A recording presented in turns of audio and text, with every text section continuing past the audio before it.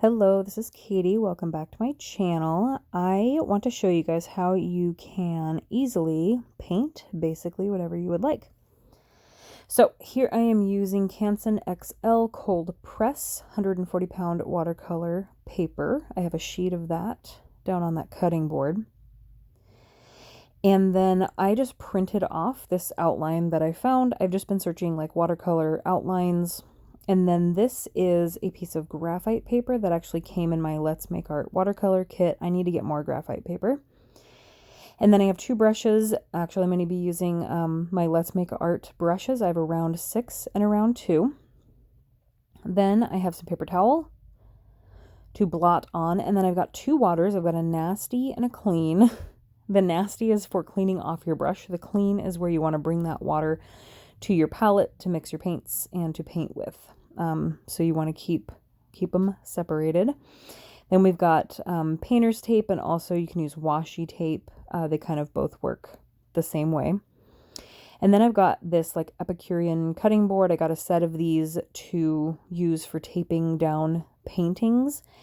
And it does kind of come up, which is okay because I'm not painting to the edges when I use the heat gun to dry, to save some of my drying time. So I've also got here a kneaded eraser, which is kind of a very squishy, it's kind of like playing with silly putty, but it's easier on the paper rather than like a hard eraser that would kind of tear up the paper. So you want to use a kneaded eraser, and I'll show you a little bit more how we're going to be using that after we trace our Little Mermaid. So I'm going to tape down my watercolor paper to the cutting board. If you are painting to the edges and you want that white frame, you want to make sure you press down really well on the half of the tape that's touching the paper, like I'm doing here, so that when you peel it up, you get that crisp white line. I am first going to do this in the wrong order, so please ignore what I am doing right now because I'm not thinking. I'm going to grab some washi tape so that I can stick this down while I am tracing it. And obviously the graphite paper needs to go down first. And that the dark side is going to be your graphite side. You want that side down. And so I need to pick this up and then put the graphite paper down. Then Arial on top. We are going to trace it. And so stick that down so it doesn't move. And then when we trace all of these lines, they will go down onto the watercolor paper. This is how you can avoid needing to know how to draw, which is me. So you do not need to know how to draw. You just need a printer, and you can print off lines. You can print off whatever you want. If you can draw, just draw with a pencil straight onto the paper. These are, this pencil is like an HB pencil. In this case, it doesn't really matter because I'm drawing on my outline sheet. But if you're drawing onto the watercolor paper, it's a good pencil for drawing onto watercolor paper, but also picking up a lot of the lines to lighten it a lot so that you can paint without the dark, pencil lines showing through. This just happens to be the pencil that I have, so I'm using it for tracing as well. Now, in this case, the graphite paper, and it seems to be the case with most graphite paper I've just read, is going to be a little harder to pick up with an eraser. So for this one, the tracing I'm doing is going to put lines down onto the watercolor paper that are going to be a little bit harder to pick up with that kneaded eraser. You could use a tougher eraser if you really want to lift it up. I end up, after I'm done painting for this video, I end up dark outlining with a micron black pen, all of these outlines that I'm tracing right now anyway. So in that case, it doesn't really matter how light or not the pencil is. But a lot of sketches, a lot of artists will sketch, lighten it up, and I'll show you how I do that, or how you would do that if you had just sketched it without the graphite sheet. And then they paint enough to where the sketching lines don't really apply or show up anymore. And even if they show up, I've seen paintings where you can still see, the pencil lines and things like that. So it's fine either way. I wanted to show you all of this process, but since I film and edit on my phone, it just wasn't realistic for as long as it took me. So I show you a good amount of it and kind of how I'm painting. And then I stopped and recorded, some later parts of it so that you get the gist of it. The idea is to kind of help you get started. I didn't show you my paints as part of the supplies. I'll show you the paint set that I use, and I'll also link it down below. It's on Amazon. The idea is to show you that, with a few basic watercolor supplies, and if you want to draw or paint whatever you would like, you can just print off an outline and do this and trace it. You can use a lot of other options. You can use a light box. I'm not quite sure how that would work out through watercolor paper because it's kind of thick, and I think you would put maybe the printout underneath it, but on the light box, and the watercolor paper on top. Maybe you can see through. I'm not sure. This just seems to be the easiest way for me. I'm not going to buy a light box. Graphite paper is perfectly fine. So I think I did it all. I've sped this up 2x because this did take me so long and I didn't want this video to be forever long. So we have our outline, and then the graphite paper just sitting on the watercolor paper with my hand pressed on it, kind of put some graphite on there. So I'm just erasing that a little bit. And then if you take this kneaded eraser and kind of roll it into a log, you can roll over. And this is where I meant that if you had just sketched with the pencil, this would come up a lot easier. But the graphite paper is putting down kind of a harsher line that's harder to pick up. So you can, roll this into a ball and actually move it around. I'm going to show you here in a second, like an eraser like this, and actually erase the darker lines. But like I said, I'm going to go over it with a black pen at the end because I just decided that's what I wanted to do. So I didn't actually need to really erase a lot of these. Like I had erased too much of her eye. And so I'll show you. I keep that tracing page. I set it in front of me so that I can see some of the lines that are gone, just in case I need to redraw them, which I do. So this paint palette is my favorite so far, and I have a lot because I have just been buying them. It's the Mungyo or Mungyo. I don't know quite how to say it, but it's on Amazon. It's 48 colors, and they're fantastic. I love doing florals with it, but it's really great for anything. So I'll link that down below. You can get any paint set you want. Mix your colors. Here I just put down an amount of clean water, and then I dabbed into the blue, and I'm adding more water to it. I'm going to go around. This is kind of like a moppy brush that I have. I guess you'd kind of call it a mop brush. It holds a lot of water, but it still does come to a little point, so I can still get around the edges here.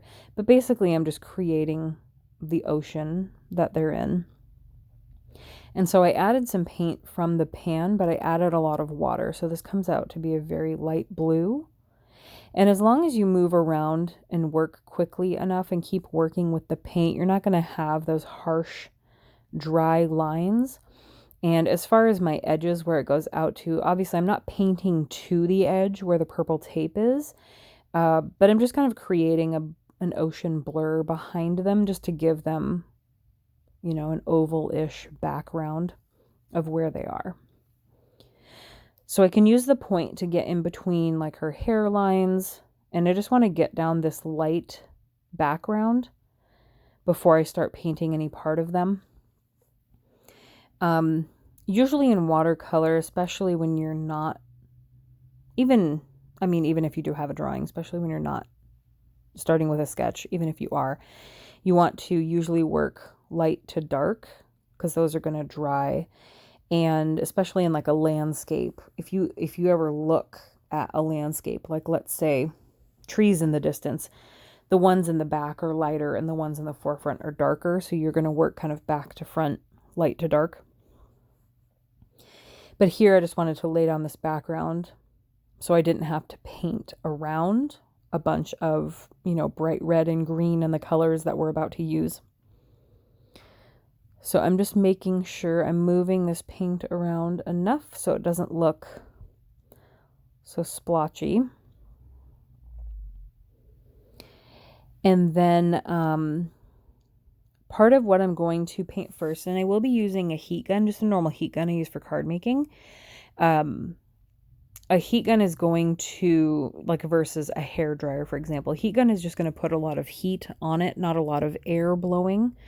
We don't want to move it around. We just want to dry the paint faster. So I'm actually going to dry the background with the heat gun before I get started on the rest of it. So just a heat gun you've seen me use in many videos. And then because in her hair, and I don't know if you noticed on the printer page or not, in her hair she has bubbles. So I'm actually going to be, and I fixed her eye sketch. I was looking at the sketch in front of me because I erased too much of it. Using that same blue with a small brush and painting in the bubbles that are in her hair before I surround them with red, because doing it in that order, painting the lighter bubbles and letting that dry and then going around them in red was going to be easier for me than trying to avoid the circles where the bubbles need to go. So I am going to mix up some red for her hair here, and I think I dab a dot of it, but I realize I want to do the bubbles first. So I'm going to lift up, which is great about watercolor, and also mist and moisturize all of your paints before you get started, which I forgot to do. It helps to activate them and they work a lot better. So I just had a little water mister. You just spray your whole palette a few minutes before you start painting, and that helps a lot. Probably should have done that at the beginning. I generally don't, just because I forget and my paints work really well as is, but it can help activate them a little better. So I picked up the little red dot I made with some paper towel bits, but here I'm going to use my small brush just to fill in all of the bubbles. And some of these bubbles are overlapping, so there's two bubbles touching each other. You can just follow the general shape, but water is only going to go where water is, if that makes sense. So the paint, if you create that circle, you can add more blue into that circle and it won't spread since we already dried the background. And so I go over these twice. Again, I'm going to be outlining it at the end with the pen. So I don't need to have it perfect because I'm going to be outlining those bubbles. But I want to get them all filled in. There's also some bubbles down by Sebastian that I'll fill in later before I do her fin green tail and fin. And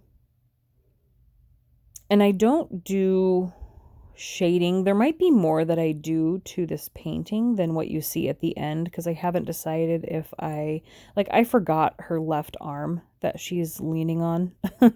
And so I kind of put that in at the end because it's under her other arm and I just forgot to draw that line. But there might be more that I want to do because that arm ended up being darker, so I'm going to have to go in and maybe darken the rest of her to match, or add some darker green shading where the shading should be. You can always play with it after the fact. You don't ever have to be done with a painting. So here I'm going to try and work quickly. The good thing is that even after 2 coats of this red for her hair, I can still see the lines that I made, especially for outlining them in pen at the end. But again, you can always just look at the thing that you traced and see where those lines are supposed to be if they're too faint for you to just outline by looking at it. Like I had to look at her ear because I think I erased it a little too much. So I'm just going around the bubbles because they're dry since I dried them. They won't bleed into each other. You want to paint things that are next to each other after the other one has dried. And if you don't have anything like a heat gun or anything to dry the paint, and you don't want to wait. You want to paint things that are not touching each other. So in this case, I could paint her hair and then her tail and her fin. Because they're not touching each other, I could paint those, one after the next. But if I were to paint her hair and then the skin, like where her shoulder is or her face, for example, it would bleed into the red unless the red was already dry. So you want to give them time in between, or just paint things. You can keep painting, just paint different parts that aren't touching each other to avoid that from happening. I think there's one point, I don't know if I had it on camera or if I was filming at the time, but there was one point I had something, I think, bleed into Flounder. I was trying to do the blue while his yellow was still wet, I think. But you can just keep tissue or pieces of paper towel nearby. I had to rip from my paper towel pad over there that you can see in the view because I didn't have any small pieces nearby. But if you keep little pieces nearby, you can pick up paint pretty quickly. And that's the great thing about watercolor, is it's so easy. You can thin it out with water and pick it up, or you can just pick it up. If some of the paint is left behind, you just bring clean water on your brush to it and thin it out and pick it up again. And you can almost always paint over it. So you can easily fix a lot of mistakes. So I'm going to go over her hair again. I want to kind of smooth it out, and that second layer always makes it look a lot better. I've already laid down the first layer, so it's really easy for me to follow the path of where the first layer was, so I can paint the second one a lot quicker, if that makes sense. And then I can still see the lines in her hair through even my second layer for when I outline it later. And you don't have to outline them. You could also, instead of what I do at the end with the black micron pen, when I do the outline of the images, just as my tracing sheet shows, you could just take the same color or add a little bit more pigment to each color. Like in this case for her hair, just add more red, or you could add a tiny bit of black to darken it, and then just outline her hair and draw the lines in her hair with that darker color in a very, very thin paintbrush. I think here I'm using a 2. You might even want to use a size 0 brush, and just outline everything in a darker version of that color. That would also look very good. So all the lines you see, like on her fin or the waistband of her tail, I'm not sure what you would call that, all those lines you could just go over in like a darker green, and that would look really pretty as well. So you can kind of finish off your painting in lots of different ways, however you want. This could be even more abstract. This is just more of an exact painting. I just mixed the peachy color. I didn't mix any 2 colors. There's just a color that is kind of a light peach in this palette for her skin. You could always paint, outside the lines and just do kind of like abstract aerial, but you can still have your sketch. That's when having a really, really light sketch and erasing most of it until you can kind of barely see the lines that are there. That's when having that would help a lot more, because then if you abstract paint over it, you're obviously going to go outside of the lines and stuff like that. Then you wouldn't be able to see it, but then you could do any sketching with like a black pen at the end over it that you wanted to, and make your own lines to match the abstractness that you painted. But this is definitely more an exact painting. If you've seen any of the other paintings I've shown, I'll link my watercolor Instagram down below. I've done some tracings of like these abstract faces with flowers that I found, and I've been painting them abstractly as well, and then adding gold and white pen and black pen and splatter, and it's just really fun because they come out really pretty, but you're definitely kind of painting not quite inside the lines. So while normal me works a lot better with stuff like this where it's, you know, exact and you're filling in the lines and stuff like that. I do like to challenge myself and try and just do some abstract stuff sometimes because I really like how it turns out and I don't have to think, you know, as much, and I can kind of just do whatever. It's very fun. So you were able to see where I used some paper towel to pick up where his blue started bleeding into his yellow. And so just have your heat gun nearby for drying stuff in between.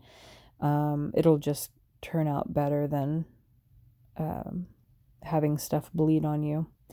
And then if you don't have the time to wait for something to dry, if you're out of stuff to paint and you have to paint something that's next to something else that's wet, just use your heat gun and dry it and go from there. So in the pictures, his fins, like his fin stripes, tended to alter between like a darker blue and a lighter blue. So what I did was I clearly stopped and painted more off camera because it was getting very long. So I painted in the green and anything else that was missing. I can't remember what wasn't colored in. Now I'm going over the bubbles again. I'm only going to go over them the second time before I outline them in the end. And I think I go over her skin again because that was only one layer. And then I also fill in her arm that's missing. So her arm that's missing is under her current arm. And the arm kind of goes under Flounder.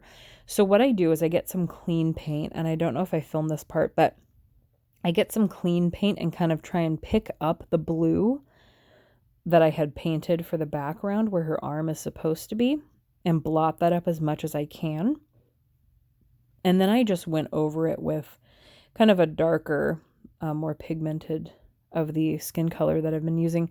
So it did turn out a little bit darker, so I'll probably darken, because I mean, it could be in the shadows, so honestly, it might look fine. And you probably wouldn't have noticed had I said nothing. But I'll probably paint her skin a little bit darker to match it a little closer because it ended up, I wasn't able to pick up enough of the blue. And I ended up adding more here anyway that I had to pick up later too. So you can always play with it. I could have just left it. You didn't have to know that her arm wasn't there. Nobody's going to know. And then I'm just kind of filling in a second coat on Flounder. And then, oh yeah, her lips. And then I believe I take a little bit of a kind of a lighter of the purple that matches her seashell top and do it on her eyelids as kind of like just a light eyeshadow or at least some shade. And then drying the bubbles because they are little balls of water, so those take a little bit longer to dry.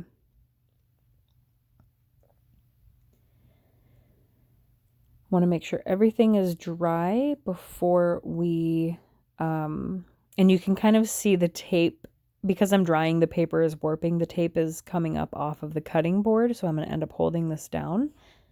I guess I go over her hair a third time, which is fine. I just wanted it to look smoother. I just forgot I had done that. But since I'm not painting the blue background that is supposed to be like the water, I'm not painting it to the edges. Even if I were, the tape is only coming up off of the cutting board. It's actually still sticking to the paper. So I could paint to the edges and still have that frame if I wanted to. But it's fine. So I'm just going to hold down the paper as needed and just fill in the hair some more to smooth it out a bit.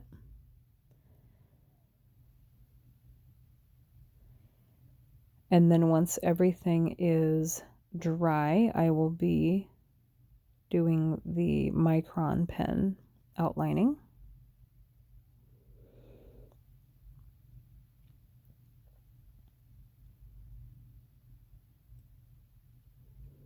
Okay.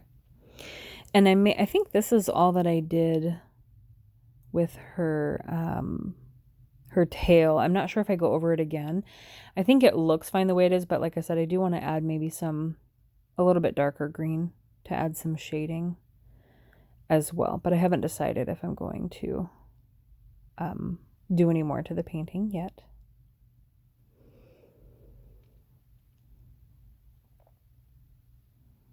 I'm trying to remember how much I filmed here. Going over her shell top in more, a second layer of purple.